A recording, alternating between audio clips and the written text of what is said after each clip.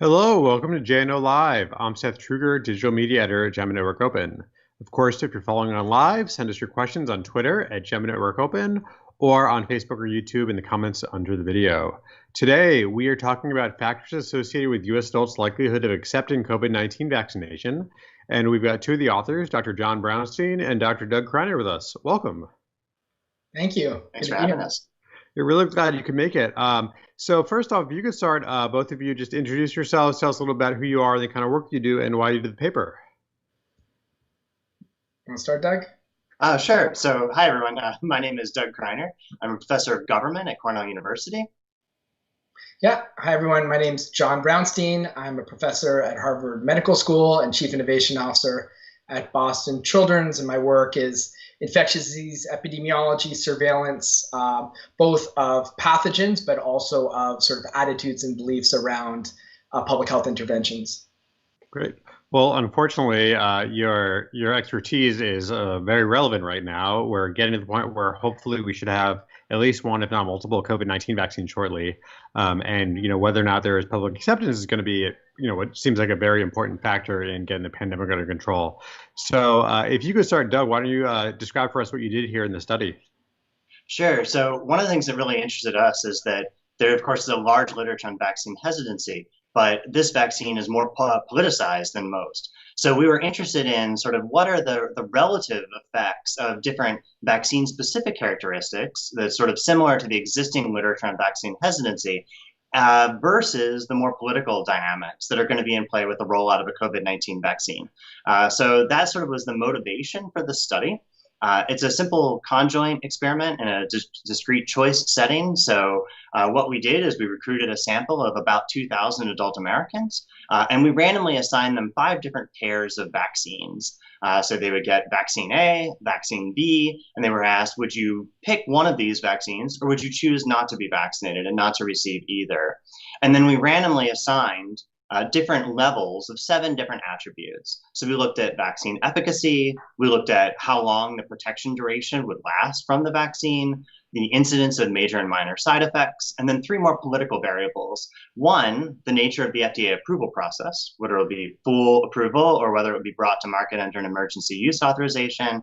The national origin, as it seemed, especially in the summer when the survey went in the field, there was a reasonable chance that the first vaccine would not be developed in the United States. And then endorsements, looking at the effects of political endorsements versus those from public health professionals. Great. And looking at figure 1, I think there's some pretty straightforward results here. Some simple things like as the vaccine efficacy increases, people's likelihood seems to go up with whether or not they would get vaccinated. And then some other things like side effects and FDA approval. John, can you talk to the results at all? Yeah, I mean, listen, I think it's not surprising that there are these dimensions in which people are going to view the vaccine, right? So is it effective? Clearly, the data that we're waiting for now will determine. Now, we have to be realistic in that the vaccine efficacy is unlikely going to be 90% plus. It's just unrealistic. So we're heading towards the 70%. So clearly, in the minds of people, that still isn't a perfect vaccine. The length of sort of effectiveness of the vaccine plays into a role, like all these different dimensions, how, who's endorsing the vaccine, where the vaccine comes from. We know that there's so much vaccine hesitancy out there, just even for the traditional vaccines that have had years of study, right? The flu shot still, we get barely 50%, and that has had years of study. We know the manufacturing. There's been, huge amount of safety data. When you're pushing out a new vaccine that's, at a pace that we've never seen before, it's not surprising that these factors are going to play a role in people's decisions. And when you have many of these factors combined, it means that we may not initially see a large portion of this population taking this vaccine out of the gate. And that starts to put some concerns on the outlook of this pandemic more generally. Right. And I think one of the things, and Doug, you spoke to this already a bit, is some of the nuance in the conversation about vaccine hesitancy during COVID. I think gets lost in a lot of the conversation where, we've had now a couple decades of probably centuries really, of serious vaccine hesitancy in general. But now with COVID in particular, there's been some very specific concerns about politicization or political pressure in the approval process, or all we've seen so far with EUAs, with things like hydroxychloroquine and remdesivir. Have you been able to tease out, besides just EUA versus full approval here in the survey at all? Yeah, so I would say that the EUA finding is not surprising, but still interesting and important. If this projected out over the course of the population as a whole, this is millions of extra Americans that would say they would not choose a vaccine if it was brought to the market under an EUA. And I think that these estimates are very, very conservative. The survey was in the field in the summer before we had, really gotten the intense level of politicization that we have now. The president has openly boasted, saying that no one has pressured the FDA like he has. We've had candidates at vice presidential debates saying, I wouldn't take it if Donald Trump is the one that told me. And so I think all of this suggests that these findings here are quite conservative and really depoliticizing the process and trying to restore enough confidence that there's enough transparency in what's going on here is going to be really crucial, given the large findings, really, I think, that we found already before that second wave of politicization. Yeah. Yeah, I mean, I think, I'm pretty cynical for a lot of things, but one thing I've been, I guess, a little happy about was that the vaccine manufacturers seem to have been pretty above board in the last few months. I think there was things were a little, in a gray area with one of the manufacturers for a while, where it looked like they might be succumbing to pressure. But overall, they basically said they're not rushing anything. We've seen, frankly, I think, good signs from the DSMBs stopping some of the trials, which shows the systems are working a bit. So where do you think this is going to go? What's next?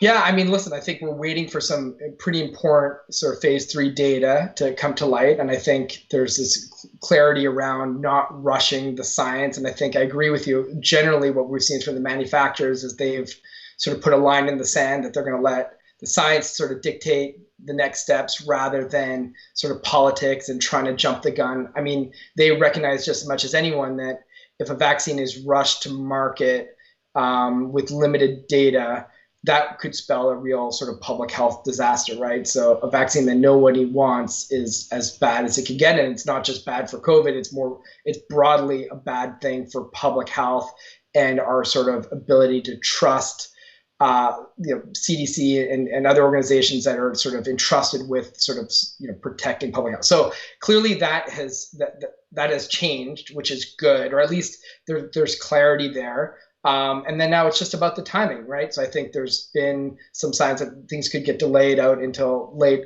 in November. That just keeps pushing this sort of time frame of when most Americans will get this vaccine, into next year, which again, that's not the best news, especially since so many parts of the country are experiencing a surge right now. So the vaccine isn't necessarily relevant for what's happening in real time right now, unfortunately. If I could just riff on that for 1 second, the only silver lining that there might be, given the pushback in the timelines, is that we're 1 week from Election Day, and so the electoral incentives for politicians to press will have evaporated, hopefully. So the only silver lining that I might find from that is that maybe Americans will be more likely to trust what they're getting from the FDA and from other public health authorities without worrying that politicians are putting a thumb or much more on the scale, trying to rush something out for electoral gain. Yeah, that's a really good point. It does hopefully seem that we're past any sort of those kind of shenanigans, which is good.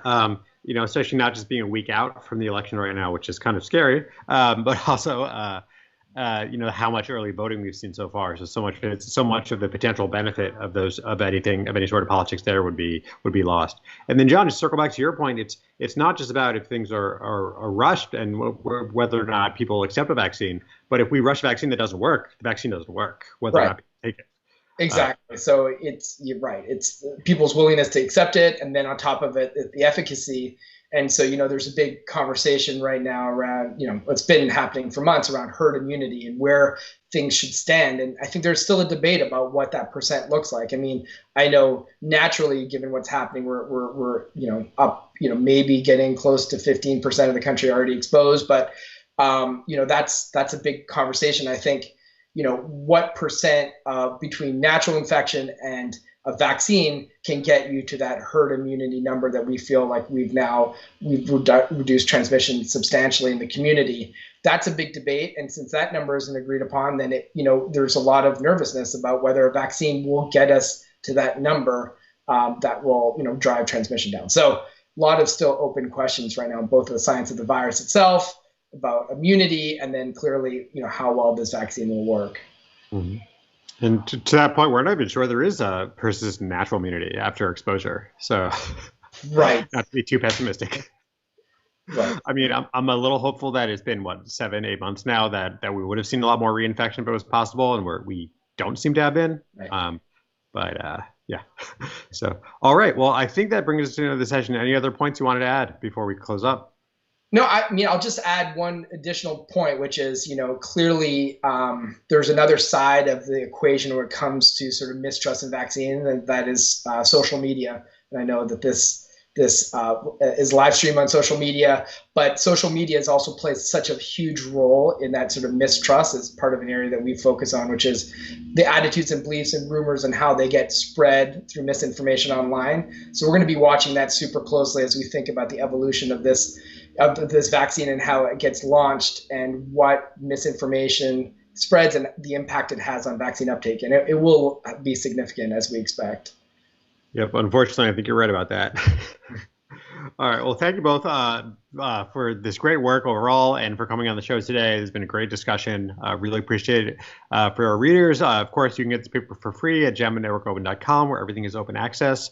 We've got new papers coming out every weekday at 10 a.m. Central Time. And of course, join us next Tuesday, which should be back at a normal time at 3 p.m. Central Time, if you can join us for another JNO Live. So, of course, take care and stay safe. Thank you. Thank you.